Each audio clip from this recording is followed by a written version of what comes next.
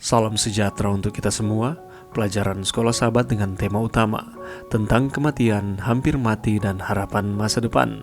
Pelajaran ke-13, proses penghakiman. Kamis 22 Desember, kematian kedua. Tuhan sedang memimpin sejarah manusia menuju klimaks akhir zaman. Pada akhir masa 1000 tahun, semua orang jahat yang mati dibangkitkan dari kubur mereka untuk menerima hukuman terakhir mereka. Kemudian, ketika seluruh proses penghakiman selesai dan tidak ada lagi yang bisa ditambahkan ke dalamnya, orang-orang yang jahat akan mengakui keadilan Tuhan. Dengan memandang semua fakta pertikaian besar itu, seluruh jagat raya ini, baik yang setia maupun yang memberontak, dengan satu suara berseru, "Adil dan benar segala jalanmu ya Raja segala bangsa." Alfa dan Omega jilid 8 halaman 708. Bacalah Maleakhi 4 ayat 1, Wahyu 20 ayat 14 dan 15, dan Wahyu 21 ayat 8. Seberapa efektifkah danau api dan kematian kedua? Kehancuran terakhir iblis dan para malaikatnya serta semua orang jahat akan membersihkan alam semesta dari dosa dan akibat-akibatnya.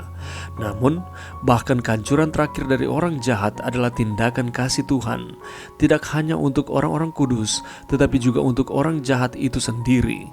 Mereka lebih baik mati daripada hidup di hadirat Allah yang merupakan api yang menghanguskan bagi dosa mereka.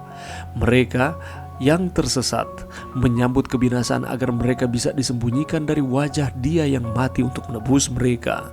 Nasib orang fasik itu ditentukan oleh pilihan mereka sendiri. Tidak masuknya mereka ke surga adalah atas kemauan mereka sendiri, dan keadilan dan kemurahan di pihak Allah.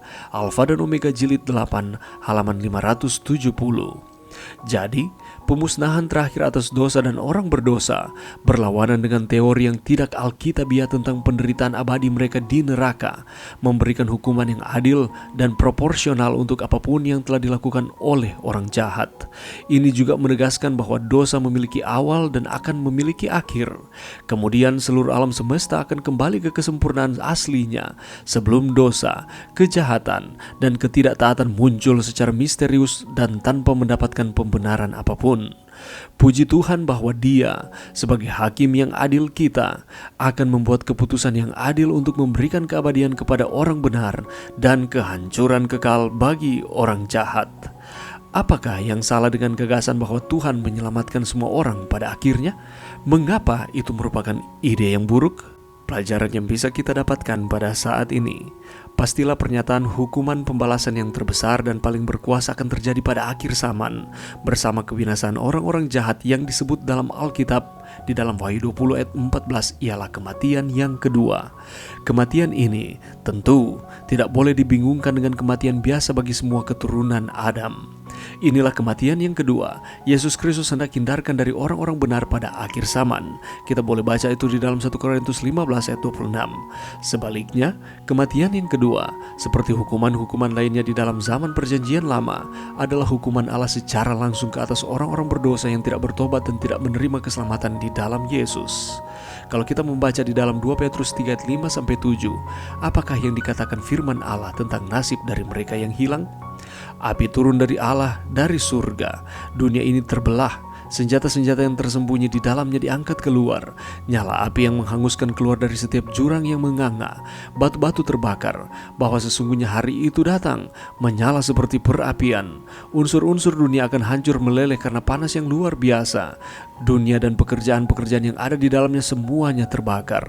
Permukaan bumi bagaikan gumpalan yang meleleh. Danau api yang besar. Itulah waktunya penghukuman dan kemusnahan orang-orang fasik. Sebab Tuhan mendatangkan hari pembalasan dan tahun pengganjaran karena perkara Sion. Alfa dan Omega jilid 8 halaman 710.